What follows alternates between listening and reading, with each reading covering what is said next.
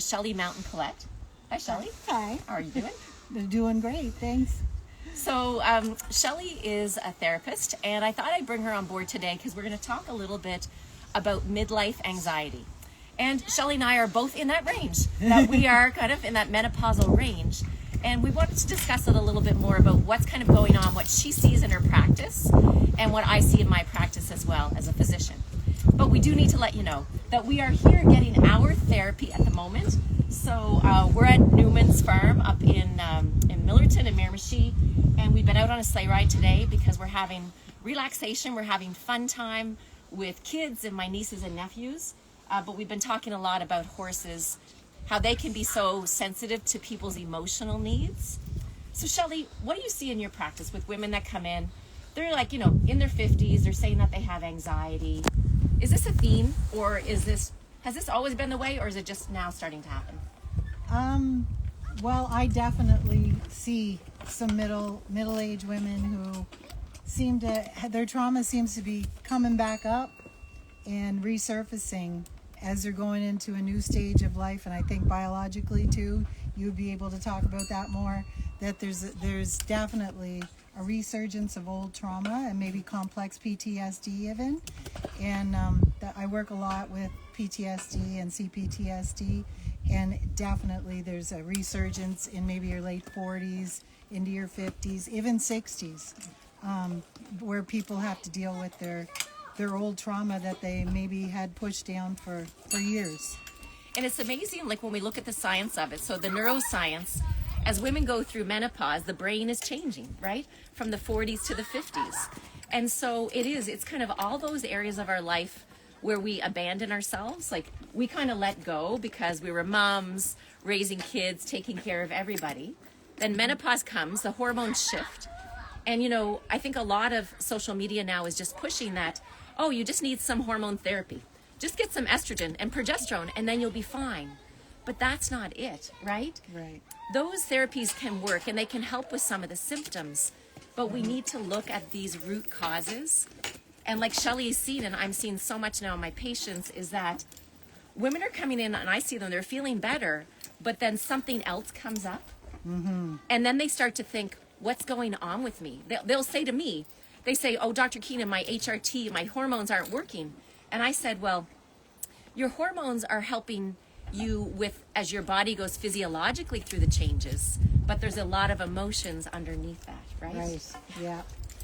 So do you find that women are receptive for dealing with these issues, Shelly? Do they get upset when they start to think about this, or how do they feel that what is all this coming at me all at once? They're confused for sure and desperate for help. And I'm very holistic focused, so I've been told different people to watch you and maybe go see you, because it's not just therapy. Therapy is a big part of it, but the biology, you have to have a holistic approach. And especially at this time of life, it's all new and it's very confusing for a lot of people. And they're not used to hearing about it. They don't go to their doctor usually, and here they might say, go get some CBT therapy, and there's no real body focus in it. It's like they might check the body, and it's like there's nothing showing up in their blood work. So just go see a therapist. But it's definitely, they need a holistic approach. And I think what we see in medicine is a lot of women, if they do mention anxiety, then often physicians, they'll often prescribe an antidepressant or an anti-anxiety medicine without offering to get further to this root cause of what's happening. Mm-hmm. But when we look at it, I see many patients that are confused because they'll say, well, I've been in therapy for years, and maybe they're even on an antidepressant. Yeah, many are. Yeah. Mm-hmm. And then they're going through these hormonal changes, but they're like, I'm still not better. Mm-hmm. And so I love what you said about we need to get them looking at all aspects and get them into the body. Yes. So tell them, Shelly, what you do, like somatic work, because a lot of people don't have any idea either what it means to get into the body and do those types of therapies. Well, I focus on somatic therapy during my sessions, but I very much encourage people, if you're in freeze mode, go to the gym, If you're feeling hypervigilant and anxious, maybe not a spin class where someone's yelling at you. Maybe do some slow muscle work, Pilates classes, those kind of things. Things where you're going to be slowing down your system, like when you might be feeling more comfortable doing the fast exercise and running, but if your body's in fight, flight, freeze, you might need to look at some weights and things like that too. So, and walking and horseback riding, but like a holistic approach outside of therapy and inside of therapy. Yeah, I think that's what we have to kind of expand this conversation about, that there's many ways to tackle it and address it.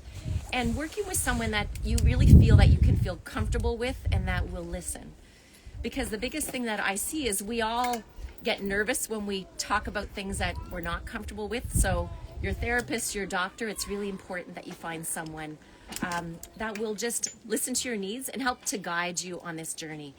Because on the other end, it can be so wonderful. Like, I see so many women that do feel better, that are coming more back into their power as they go through this transition.